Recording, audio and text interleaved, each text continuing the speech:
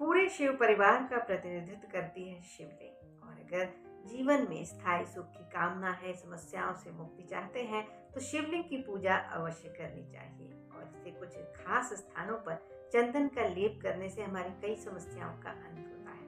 अगर शिवलिंग के मस्तक पर चंदन का लेप किया जाए तो ये स्थान ज्ञान और चेतना का प्रतीक है। अगर ज्ञान और बुद्धि की कामना है, एकाग्रता को बढ़ाना चाहते हैं, मानसिक शांति चाहते हैं और मानसिक समस्याओं, एंजाइटी, क्रोध, परेशानी, चिंता से मुक्ति चाहते हैं, तो शिवलिंग के मस्तक पर लेप करना चाहिए चंदन का।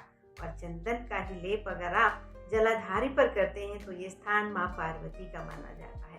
अगर दाम्पत्य सुख की कामना है, विवाह की कामना है या आर्थिक समस्याओं से मुक्ति चाहते हैं, पारिवारिक सुख चाहते हैं, तो जलाधारी पर चंदन का लेप करना चाहिए। और अगर वेदी पर आप इसके लेप करते हैं तो ये स्थान सुख, समृद्धि और सफलता का माना जाता है। इसलिए जीवन में अगर लोकप्रियता चाहिए, प्रसिद्धि चाहिए, तो आप वेदी पर चंदन का लेप करें। और शिवलिंग के मध्य स्थान पर अगर चंदन का लेप करते हैं तो ये स्थान रोग मुक्ति का माना जाता है और स्वास्थ्य वृद्धि का। इसके अलावा नकारात्मकता से मुक्ति भी मिलती है।